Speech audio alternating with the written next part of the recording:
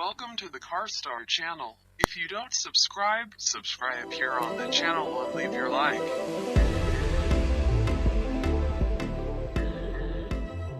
The VNR itself is a proven chassis. Our customers have well received it since its introduction since 2017, and we see it as the perfect platform for the electric vehicles. Our customers know this truck. With its short hood, it provides great maneuverability, great visibility. It also will help us transition our customers into electric vehicles. Behind me is one of our new VNR electric trucks, a 4x2 tractor. We will also be offering a 6x2 tractor and a 4x2 straight truck. Why did we choose the VNR for launching electric trucks?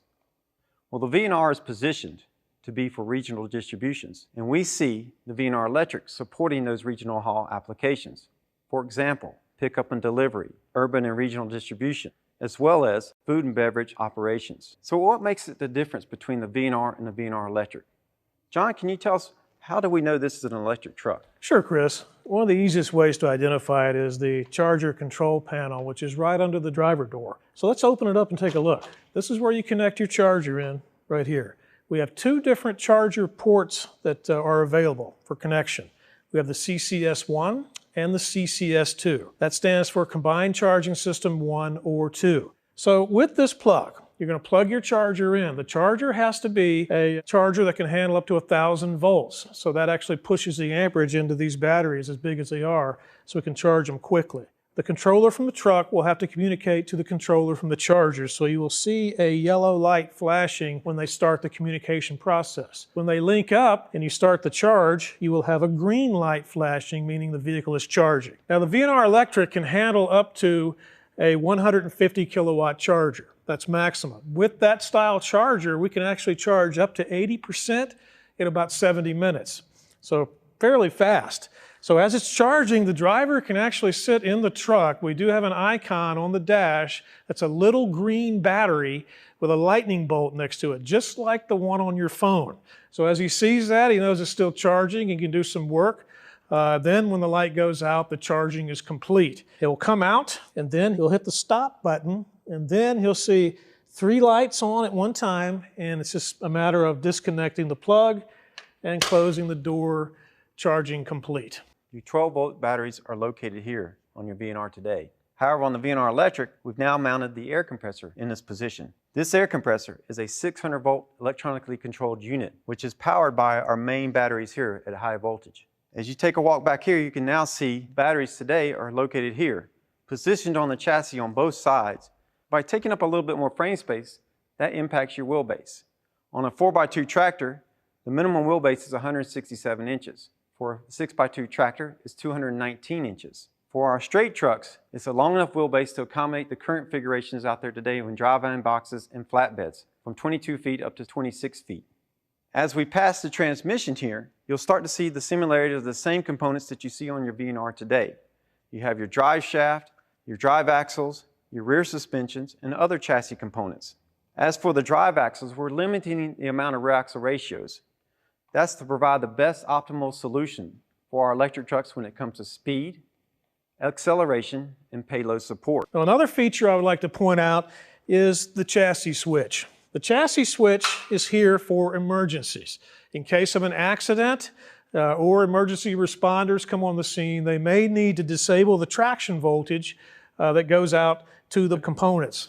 So to do that, they simply lift the switch up, this breaks the circuit, and we know to shut the power off going to those components. Also, for peace of mind, these are connected trucks. They're actually communicating through telematics with our uptime center in Greensboro. So we know longevity of batteries are extremely important.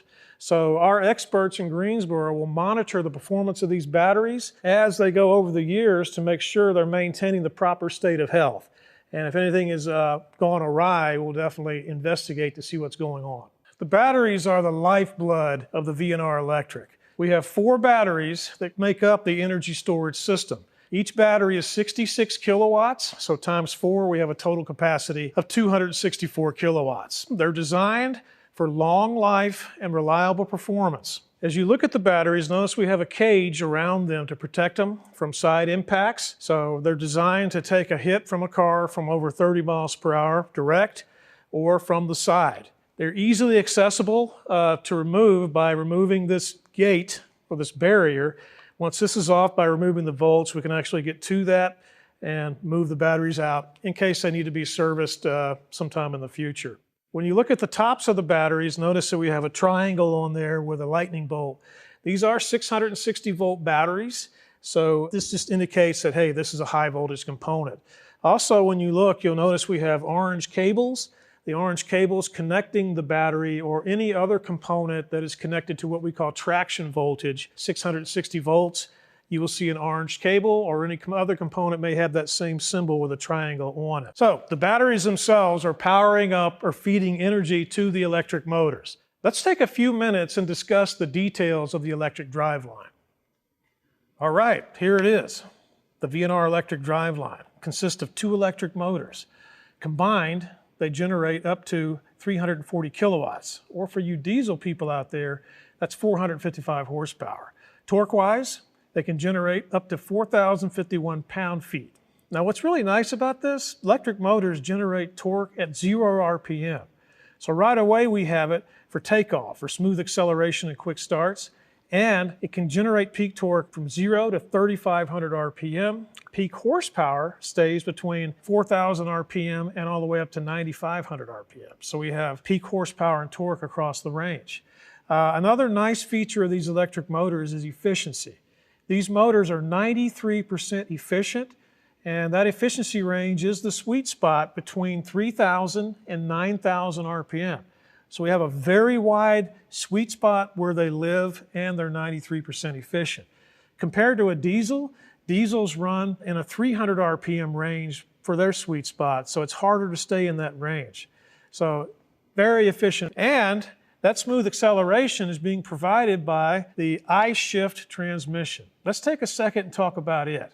This I-shift transmission is special. It's a 2-speed I-shift, and the speeds actually change, or it changes gears between 20 and 25 miles per hour. During the Lights project, we had several customers drive the VNR electric, and none of them picked up the fact that it was switching gears at those speeds.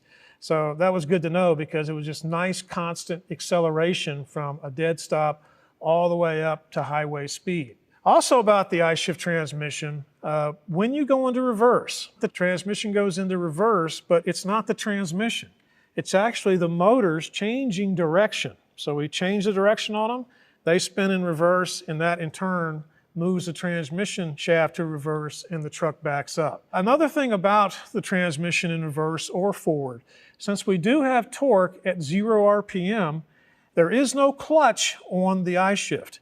So without a clutch, that's another maintenance item we don't have to work with, or wear item, which lowers operating costs in the future. But since it does not have a clutch and you have peak torque at 0 RPM, you can feather the accelerator pedal and make the truck move forward or reverse at extremely slow speeds and have accurate control over it. So, I mean, you can back up or go forward in less than half of a mile per hour.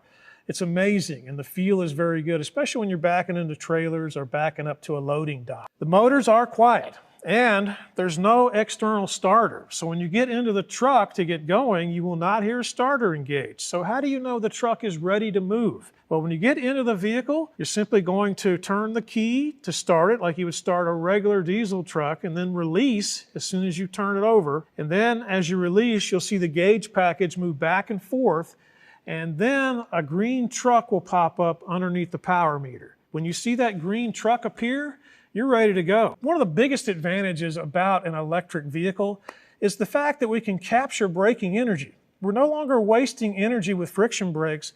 We're capturing that energy, and we're going to regenerate it, is our term, and put it back into the energy storage system.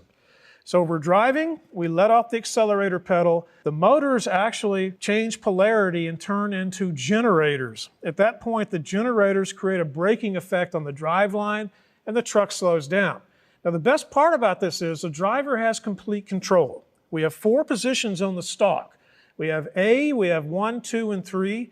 A is automatic mode. A is designed to put back as much energy into the energy storage system as possible. Positions 1, 2, and 3 are designed to slow the truck down if the driver needs to stop faster. So if he's coming up to a stoplight, he's going too fast, he may go to 3, it slows him down, he can stop without using the service brakes.